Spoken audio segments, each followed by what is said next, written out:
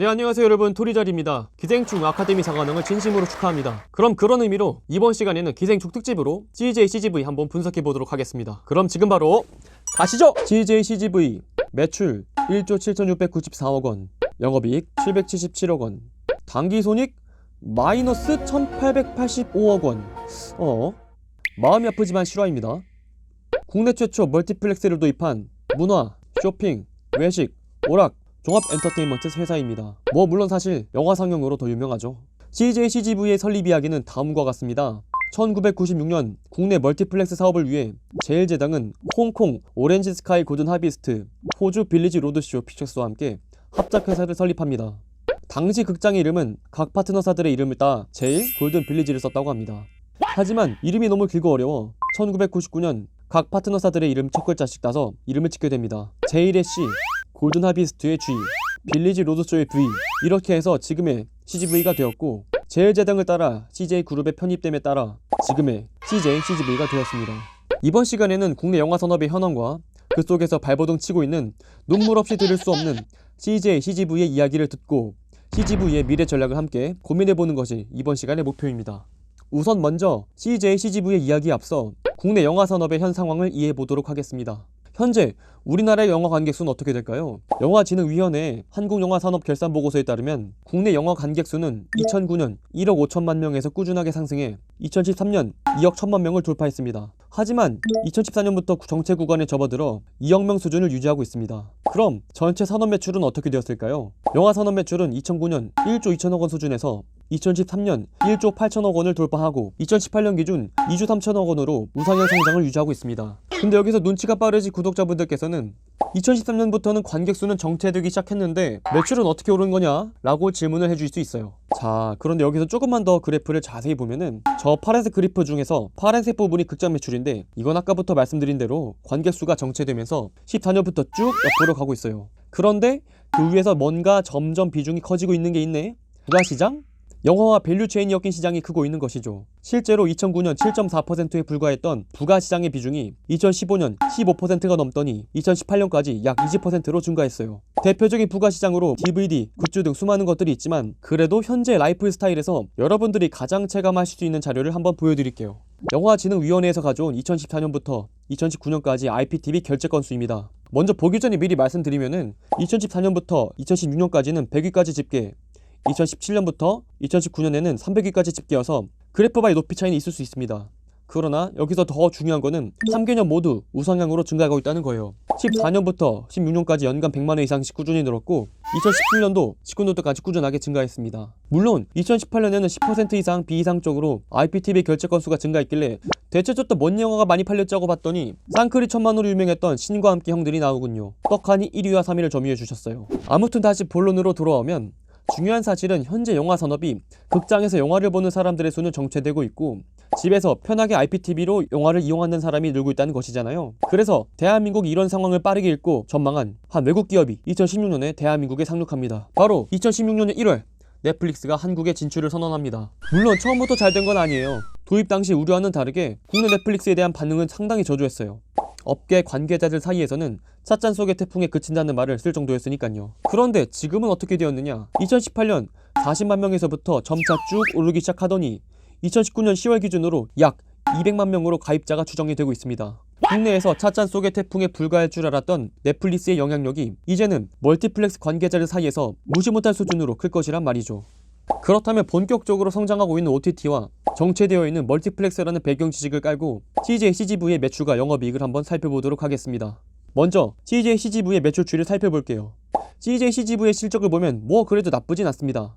매출도 2015년 15%, 16년 20%, 2017년까지 20% 성장하면서 나름 좋은 성적을 보여주고 있어요. 그런데 영화 산업의 극장 매출이 그랬던 것처럼 17년부터 옆으로 기어가면서 답보 상태에 있습니다. 그런데 잠깐 주목할 만한 점이 있습니다. 이거 영업이익이 2018년에 마이너스 1885억이 났는데 순간 뭐지? 하고 재무제표를 잘못 읽은 줄 알았습니다. 게다가 부채가 1.5조, 거의 약 300%이거든요. 자, 이게 왜 그럴까 하고 좀 뉴스를 살펴보니까 제가 기사 하나 보여드리겠습니다. 터키 리라와의 배신, 부채 비율 300% 급등한 CJ CGV. 이거 눈물이 앞을 가리는데 이 같은 손실은 바로 파생상품 투자에 대한 손실이었어요. CJ그룹이 해외 기업들을 과다하게 인수하면서 재무구조가 악화된 것은 다들 기억하시죠? 이미 했던 이야기니까 길게 하진 않을게요. 그때 대표적으로 대한통운도 이것저것 사들이고 제일제당도 이것저것 사들였는데 CJ CGV 역시 마찬가지였어요. 2011년 7월 베트남 현지 1위 멀티플렉스 메가스타를 인수, 2013년 인도네시아 블리츠 멀티플렉스 위탁 경영 실시, 2016년에는 터키의 마스 엔터테인먼트를 인수합니다. 그런데 그때 마스 엔터테인먼트를 인수하면서 계약한 TRS가 지금 문제가 된 상황입니다. 이 얘기를 잠깐만 드리면은, 참고로 CJ CGV는 자본금이 5,500억 원에 불과한 회사입니다. 마스 엔터테인먼트의 인수 가격이 당시 8,000억인 것을 보았을 때 혼자서 사기에는 무리가 있었어요. 그래서 같이 어깨를 걸고 갈 파트너가 필요했겠죠. 그래서 이때 터키의 마스 엔터테인먼트를 인수하기 위해 재무적 투자자인 메리츠 종금증권을 끼고 보스포러스 인베스트먼트란 이름의 SPC를 세웁니다.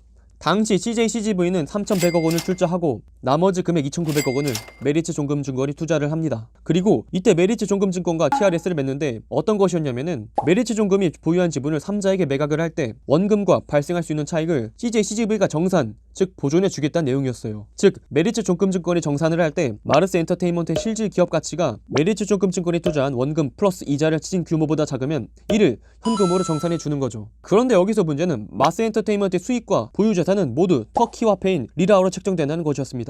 쉽게 풀어 말씀드리면 투자한 돈은 한화로 책정인데 이게 벌어들이는 돈과 기업 가치는 리라어로 평가가 된다는 것이에요. 그런데 지금 리라어의 추세를 보여드리면 쭉 떨어지고 있습니다.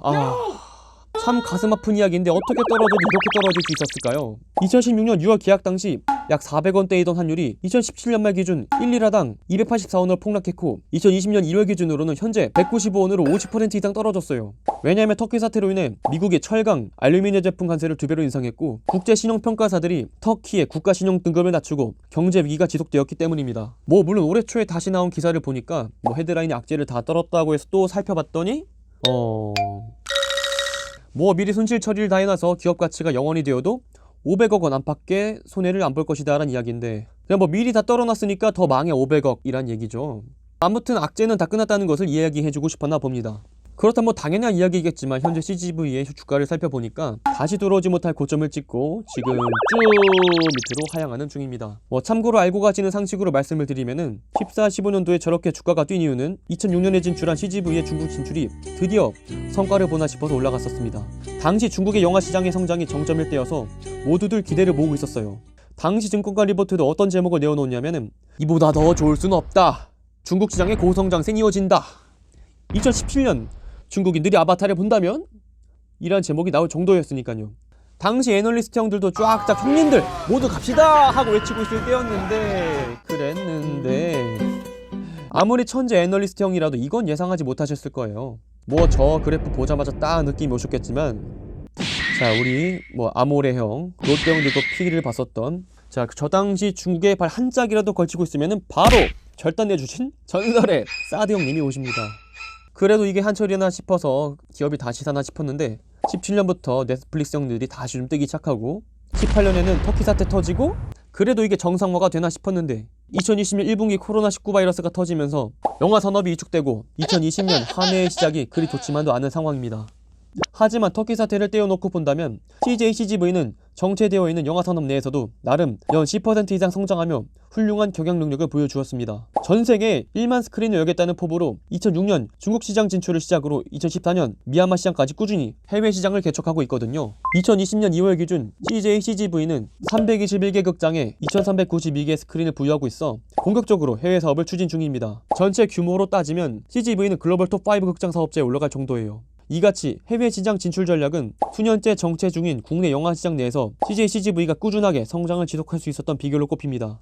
2017년에는 글로벌 관객수가 1억 736만 명을 기록하며 해외 시장 진출 11년 만에 국내 관객수 1억 376만 명을 넘어섭니다. 중국, 베트남, 터키 등 주력하고 있는 신흥국 시장에서 4DX, 스크린X, IMAX, 스타리움, 골드클래스 등 프리미엄 특별관 운영에 특별히 공을 들이며 빠르게 시장을 안착할 수 있었고, 현지에서 접할 수 없었던 선지 기술과 안락한 서비스가 현지 젊은 층 공략에 성공하면서 빠르게 성장할 수 있었습니다. 다만 현재 산업의 흐름이 멀티플렉스가 설 자리가 정체되어 있고 앞으로 산업의 흐름 역시 멀티플렉스의 편을 들어주지 않는 방향으로 진행되고 있기 때문에 멀티플렉스 역시 새로운 패러다임의 변화를 맞이해야 할 것입니다. 이렇게 CJ CGV는 위축하는 한국 영화 산업 내에서도 성장을 위해서 해외 사업으로 발길을 돌렸었습니다. 그리고 나름대로 훌륭한 성과를 보여주기도 했어요. 세계 6개국 진출했었고 세계 탑 5에 드는 거대한 멀티플렉스로 성장했으니까요. 다만 좀 안타까운 것은 사드 사태로 인한 성공적인 중국 진출이 다소 좀 풀이 죽은 마당에 OTT의 도입으로 인해서 시장 자체가 위기를 맞고 있고, 게다가 터키 사태 악화로 재무구조 악화와 올해 초 코로나 발병까지 연이은 악재를 맞이하고 있습니다. 하지만 이런 사이클적인 추세를 제외해놓고 본다면은 멀티플렉스관들이 고민할 과제는 CGV가 이 같은 상황 속에서 살아남기 위해서는 단순한 멀티플렉스 이후로 백화점에서 고객 유치를 위해 지방의 유명한 맛집들을 백화점에 유치한 것처럼 CJ CGV도 멀티플렉스도 어떻게 하면 사람들이 더 영화관을 많이 이용할까, 그런 방안을 찾아야 될 것 같습니다. CJ CGV 현재 위기들을 잘 버텨내어서 앞으로도 꾸준하게 해외 성장 통해서 글로벌 탑 1이 되는 멀티플렉스가 됐으면 좋겠습니다. 네, 오늘의 영상은 여기까지입니다. 영상의 내용이 좋았다면 구독과 좋아요 한 번씩 부탁드리도록 하겠습니다. 그리고 전 여러분들의 모든 댓글을 달고 있습니다. 원하시는 기업 산업 말씀해 주시면요, 매주 2편씩 분석해서 올려드리고 있습니다.